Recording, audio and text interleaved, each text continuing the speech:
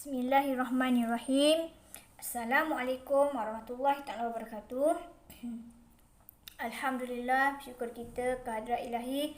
Dapat lagi kita meneruskan pembelajaran kita secara atas talian bagi mata pelajaran sirah tahun 4. Baiklah murid, kita teruskan pelajaran kita bawah tajuk Jihad Rasulullah SAW dan para sahabat dalam kisah peperangan di zaman Rasulullah SAW. Pada minggu lepas, Azhar terangkan kamu iaitu tentang perang Badar. Baiklah, minggu ini saya terangkan kamu tentang perang Uhud. Bilakah berlakunya perang Uhud dan di manakah berlakunya perang Uhud? Baiklah, peperangan Uhud berlaku pada bulan Syawal tahun ketiga Hijrah. Berlaku di kaki bukit Uhud.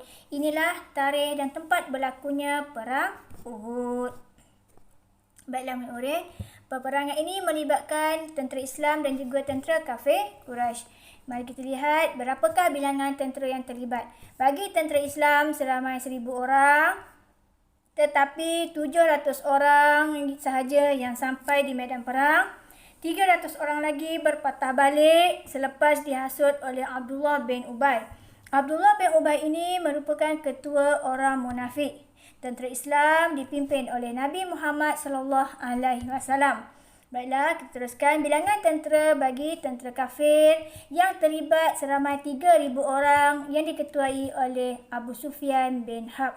Inilah bilangan tentera yang terlibat dalam perang Uhud.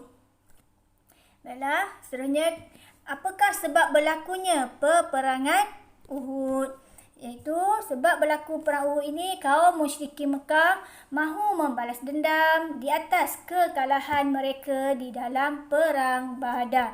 Inilah sebab berlakunya perang Uhud. Dalam perang Uhud ini terdapat beberapa strategi yang diatur oleh Rasulullah. Iaitu antaranya Rasulullah SAW membahagikan tentera Islam kepada 3 pasukan. Pasukan yang pertama iaitu pasukan pemanah di atas bukit. Kemudian pasukan kedua pasukan kanan dan yang ketiga pasukan kiri. Pasukan pemanah di atas bukit yang diberi arahan oleh Rasulullah supaya tidak meninggalkan tempat masing-masing sehingga diberitahu. Namun tetapi arahan yang diberikan oleh Rasulullah SAW tidak dipatuhi. Arahan Rasulullah SAW tidak dipatuhi. Ramai dari pasukan pemanah tadi telah turun mendapatkan harta rampasan perang setelah tentera musyrikin melarikan diri. Selepas itu, Khalid bin Al-Walid dan kafir Quraisy menyerang dari arah belakang.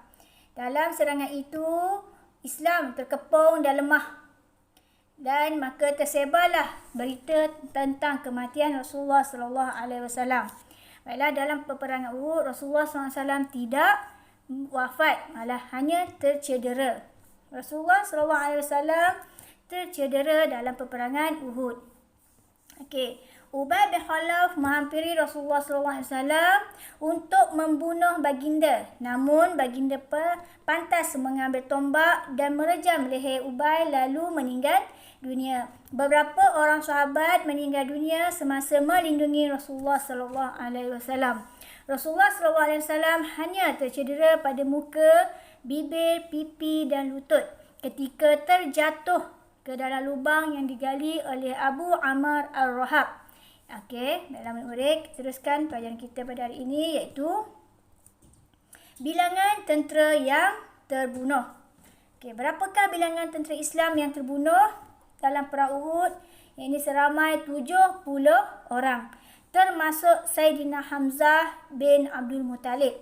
Sayyidina Hamzah bin Abdul Muttalib ini merupakan bapa saudara Nabi Muhammad SAW yang dibunuh oleh Wahsy. Wahsy inilah yang membunuh Sayyidina Hamzah, ya murid-murid. Siapakah pembunuhan Sayyidina Hamzah? Iaitu Wahsy. Dan dalam masa yang sama, hati Sayyidina Hamzah ni dimakan oleh Hindun. Hindun ini merupakan isteri kepada Abu Sufyan. Baiklah, tentera kafir Quraisy yang terbunuh seramai 32 orang. Seterusnya daripada perang Uhud ni kita lihat apakah pengajaran yang terdapat dalam perang Uhud. Yang pertama, Allah akan menolong orang-orang yang bertakwa. Yang kedua, kita wajib mematuhi arahan ketua selagi arahannya tidak bertentangan dengan Islam.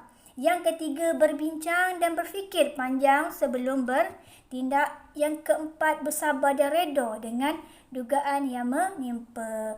Inilah pengajaran daripada perang Uhud. Harap semua murid-murid dapat ambil iktibar dan memahami kisah perang Uhud ini.